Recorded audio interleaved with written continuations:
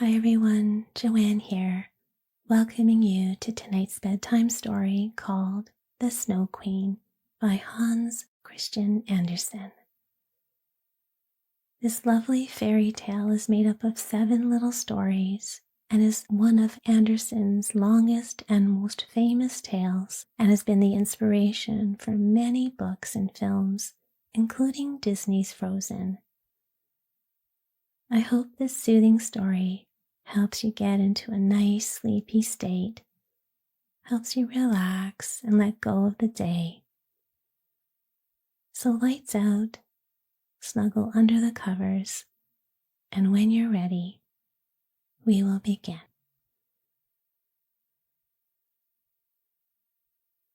The first story describes a looking glass and the broken fragments. You must attend to the commencement of this story, for when we get to the end, we shall know more than we do now about a very wicked goblin.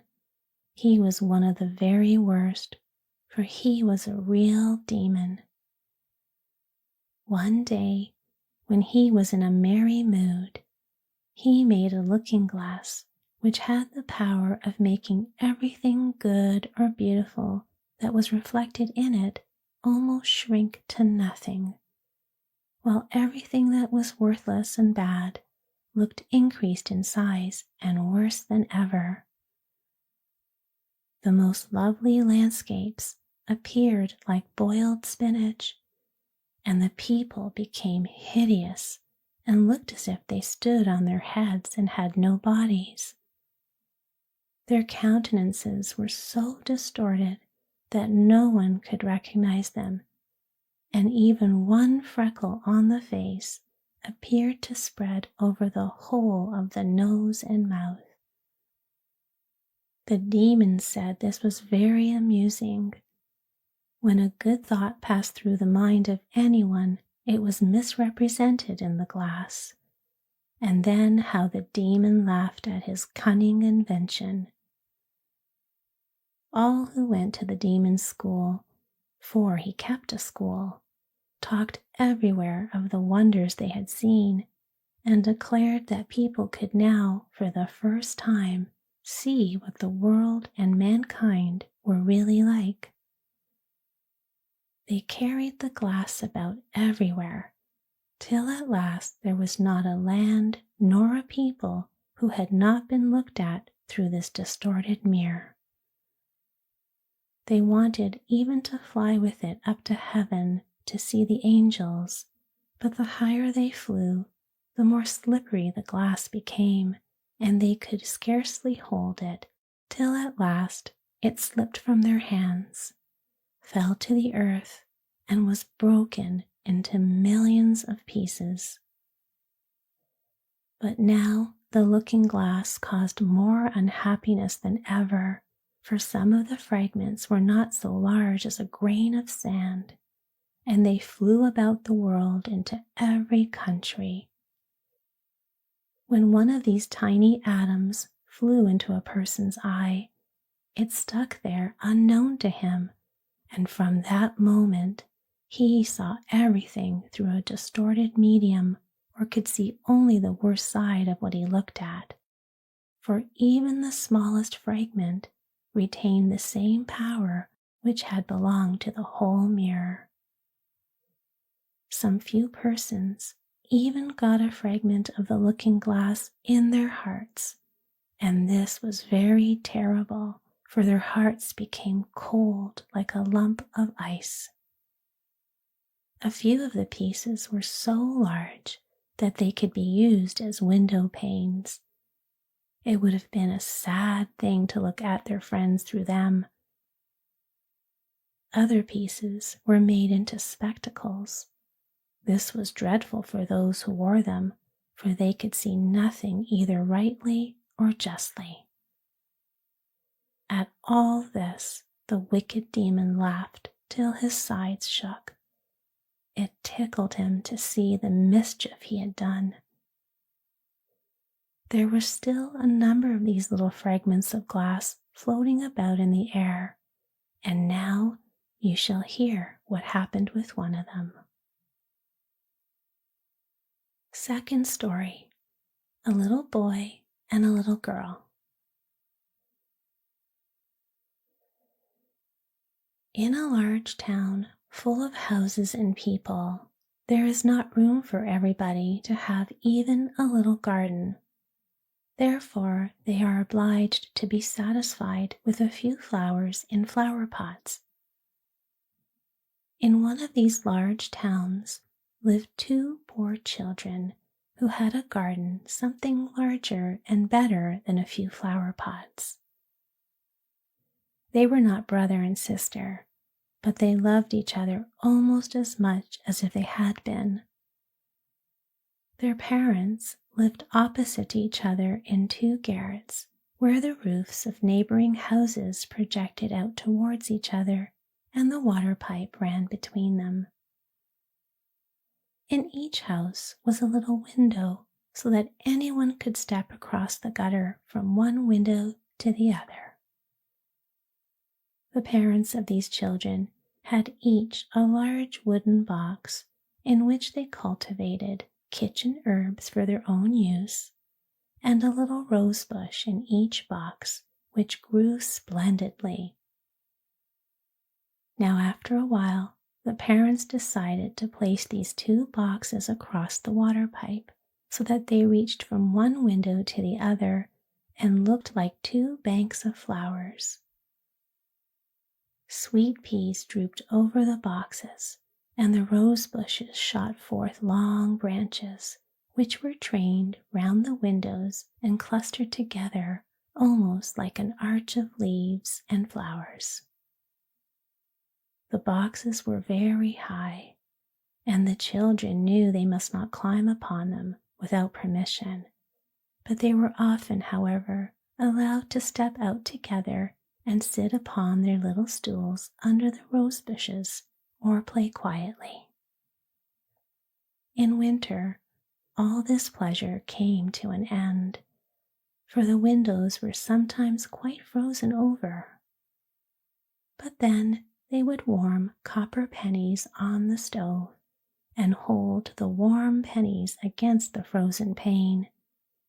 There would be very soon a little round hole through which they could peep, and the soft bright eyes of the little boy and girl would beam through the hole at each window as they looked at each other. Their names were Kai and Gerda. In summer, they could be together with one jump from the window, but in winter they had to go up and down the long staircase and out through the snow before they could meet. "See, there are the white bees swarming," said Kai's old grandmother one day when it was snowing. "Have they a queen bee?" asked the little boy, for he knew that the real bees had a queen. "To be sure they have," said the grandmother. "She is flying there where the swarm is thickest. She is the largest of them all, and never remains on the earth, but flies up to the dark clouds. Often at midnight she flies through the streets of the town and looks in at the windows. Then the ice freezes on the panes into wonderful shapes that look like flowers and castles." "Yes, I have seen them," said both the children, and they knew it must be true. "Can the Snow Queen come in here?" asked the little girl. "Only let her come," said the boy. "I'll set her on the stove, and then she'll melt." The grandmother smoothed his hair and told him some more tales. One evening, when little Kai was at home, he climbed on a chair by the window and peeped out through the little hole. A few flakes of snow were falling, and one of them, rather larger than the rest, alighted on the edge of one of the flower boxes. This snowflake grew larger and larger, till at last it became the figure of a woman dressed in garments of white gauze, which looked like millions of starry snowflakes linked together. She was fair and beautiful, but made of ice, shining and glittery ice. Still, she was alive, and her eyes sparkled like bright stars, but there was neither peace nor rest in their glance. She nodded towards the window and waved her hand. The little boy was frightened and sprang from the chair. At the same moment, it seemed as if a large bird flew by the window. On the following day, there was a clear frost, and very soon came the spring. The sun shone, the young green leaves burst forth, the swallows built their nests, windows were opened, and the children sat once more in the garden on the roof. How beautiful the roses blossomed this summer. The little girl had learned a hymn in which roses were spoken of, and then she thought of their own roses, and she sang the hymn to the little boy, and he sang too. Roses bloom and cease to be, but we shall the Christ child see. The little ones held each other by the hand and kissed the roses and looked at the bright sunshine and spoke to it as if the Christ child were there. Those were splendid summer days. How beautiful and fresh it was out among the rose bushes, which seemed as if they would never leave off blooming. One day, Kai and Gerda sat looking at a book full of pictures of animals and birds. And then, just as the clock in the church tower struck 12, Kai said, "Oh, something has struck my heart." And soon after, "There is something in my eye." The little girl put her arm round his neck and looked into his eye, but she could see nothing. "I think it's gone," he said. But it was not gone. It was one of those bits of the looking glass, the magic mirror of which we have spoken, which made everything great and good appear small and ugly, while all that was wicked and bad became more visible, and every little fault could be plainly seen. Poor little Kai had also received a small grain in his heart, which very quickly turned to a lump of ice. He felt no more pain, but the glass was there still. "Why do you cry?" said he at last. "It makes you look ugly. There is nothing the matter with me now." "Oh, see," he cried suddenly, "that rose is worm-eaten, and this one is quite crooked. After all, they are ugly roses, just like the box in which they stand." And then he kicked the boxes with his foot and pulled off the 2 roses. "Kai, what are you doing?" cried the little girl.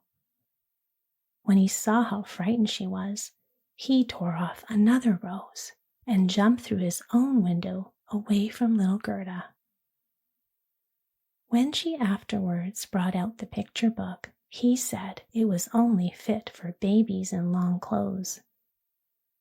And when grandmother told any stories, he would interrupt her, or when he could manage it, he would get behind her chair, put on a pair of spectacles, and imitate her very cleverly to make people laugh. By and by, he began to mimic the speech and gait of persons in the street. All that was peculiar or disagreeable in a person he would imitate directly, but it was the piece of glass in his eye and the coldness in his heart that made him act like this. He would even tease little Gerda, who loved him with all her heart. His games, too, were quite different. They were not so childish. One winter's day, when it snowed, he brought out a burning glass.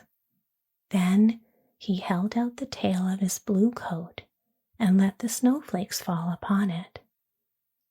"Look in this glass, Gerda," said he. And she saw how every flake of snow was magnified and looked like a beautiful flower or a glittering star. "Is it not clever?" said Kai, "and much more interesting than looking at real flowers?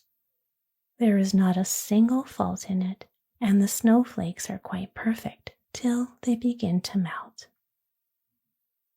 Soon after, Kai made his appearance in large, thick gloves and with his sledge at his back. He called upstairs to Gerda, "I've got to leave to go into the great square where the other boys play and ride." And away he went. In the great square, the boldest among the boys would often tie their sledges to the country people's carts and go with them a good way. But while they were all amusing themselves, and Kai with them, a great sledge came by. It was painted white, and in it sat someone wrapped in a rough white fur and wearing a white cap. The sledge drove twice round the square, and Kai fastened his own little sledge to it so that when it went away, he followed with it.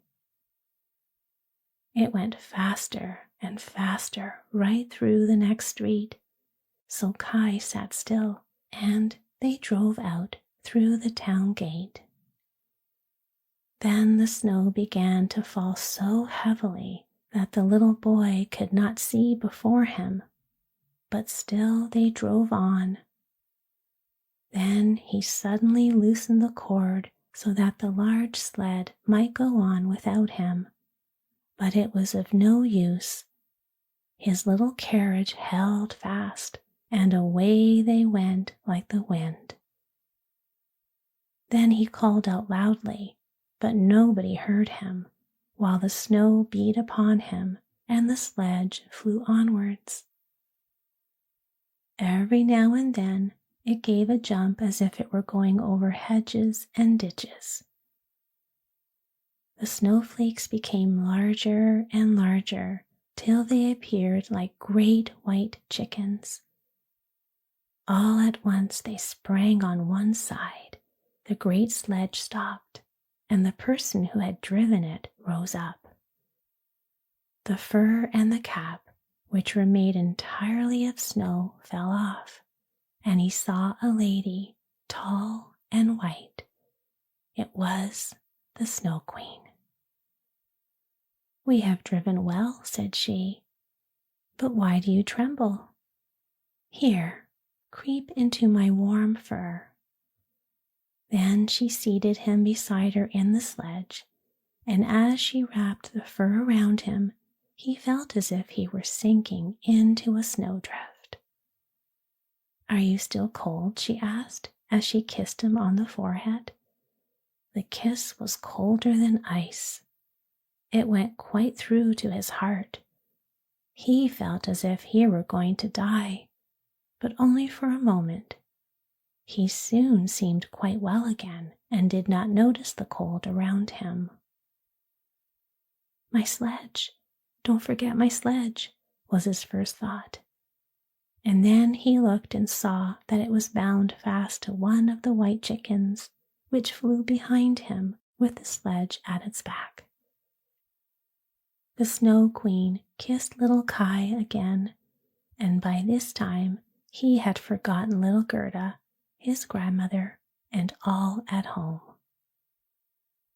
"Now you must have no more kisses," she said, "or I should kiss you to death." Kai looked at her and saw that she was so beautiful. He could not imagine a more lovely and intelligent face. She did not now seem to be made of ice, as when he had seen her through his window and she had nodded to him.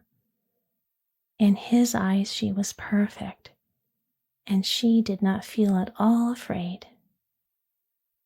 He told her he could do mental arithmetic as far as fractions, and that he knew the number of square miles and the number of inhabitants in the country.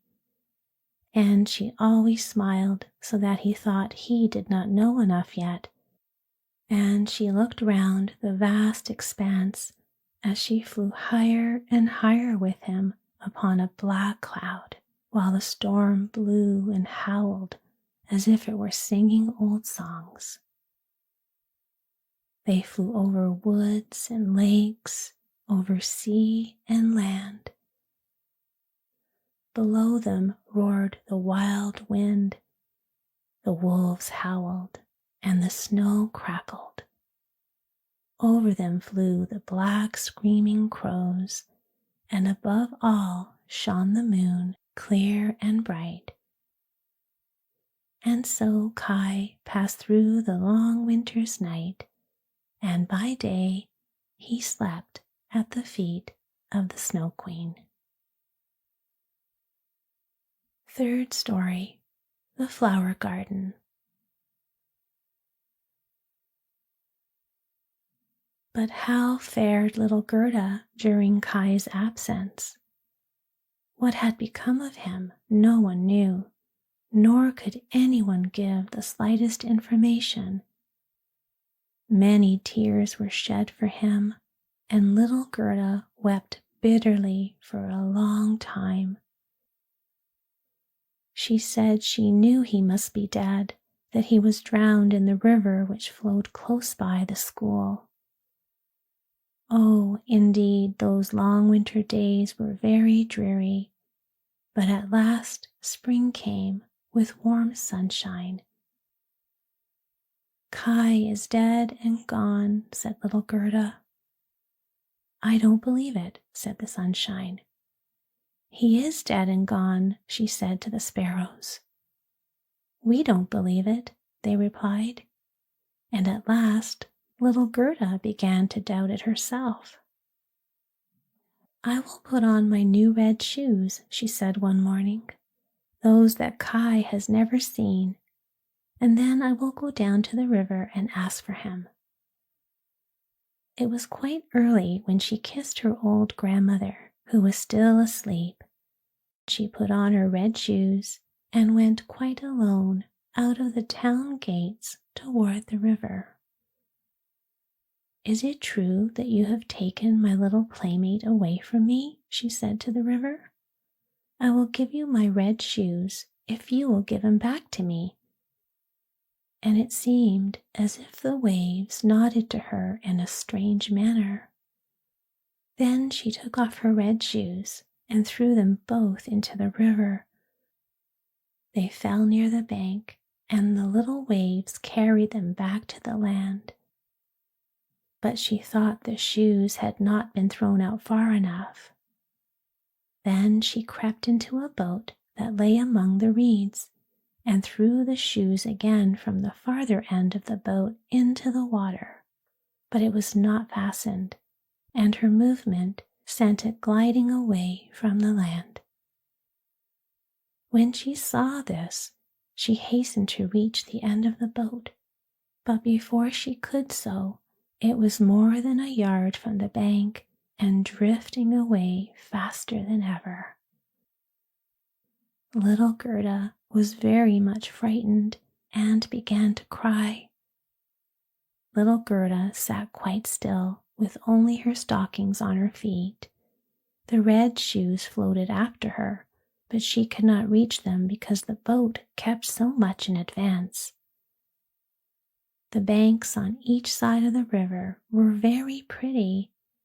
There were beautiful flowers, old trees, sloping fields in which cows and sheep were grazing, but not a man to be seen. Perhaps the river will carry me to little Kai, thought Gerda. And then she became more cheerful and raised her head and looked at the beautiful green banks. And so the boat sailed on for hours. At length she came to a large cherry orchard in which stood a small red house with strange red and blue windows. It had also a thatched roof, and outside were 2 wooden soldiers that presented arms to her as she sailed past. Gerda called out to them, for she thought they were alive, but of course they did not answer. And as the boat drifted nearer to the shore, she saw what they really were.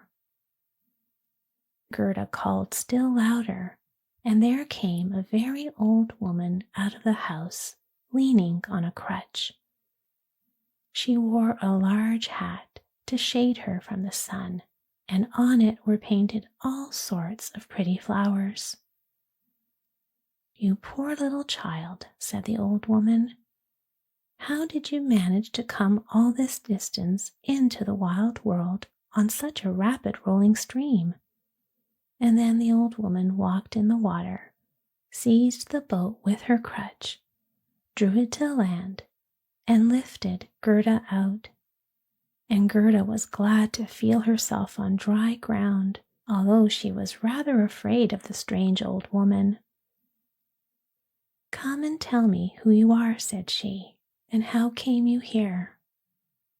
Then Gerda told her everything, and when she had finished, Gerda asked if she had not seen little Kai, and the old woman told her he had not passed by that way. Then she took Gerda by the hand and led her into the little house, and the old woman closed the door. The windows were very high, and as the panes were red, blue, and yellow, the daylight shone through them in all sorts of singular colors. On the table stood beautiful cherries, and Gerda had permission to eat as many as she would. While she was eating them, the old woman combed out her long flaxen ringlets with a golden comb, and the glossy curls hung down on each side of the little round pleasant face, which looked fresh and blooming as a rose. "I have long been wishing for a dear little maiden like you," said the old woman, "and now you must stay with me and see how happily we shall live together."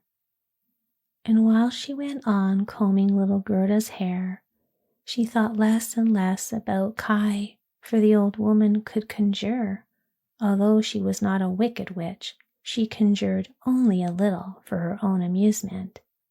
She went into the garden and stretched out her crutch towards all the rose trees, and they immediately sunk into the dark earth so that no one could tell where they had once stood.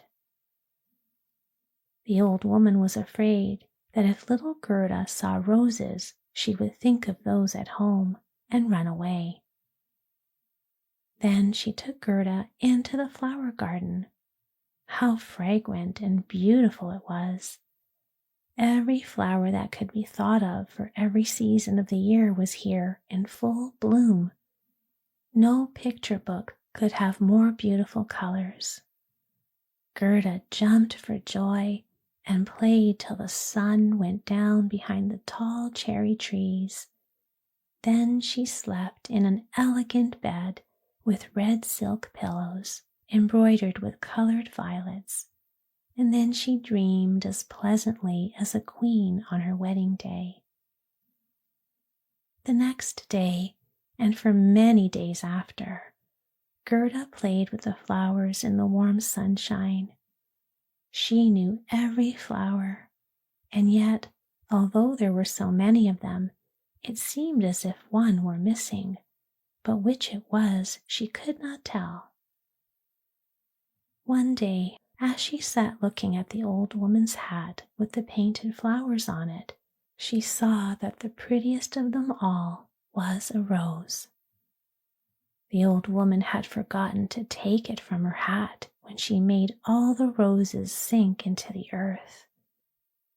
"Are there no roses here?" cried Gerda. She ran out into the garden and examined all the beds and searched and searched.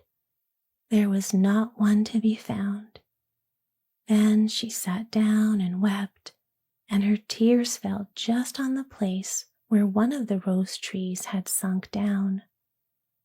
The warm tears moistened the earth, and the rose tree sprouted up at once, and Gerda embraced it and kissed the roses and thought of the beautiful roses at home.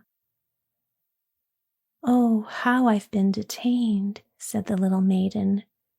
"My poor old grandmother," sighed Gerda. "She is longing to see me and grieving for me as she did for little Kai." She tucked up her little dress, and then she ran to the other end of the garden. The door was fastened, but she pressed against the rusty latch. The door sprang open, and little Gerda ran out with bare feet into the wide world. She looked back 3 times, but no one seemed to be following her.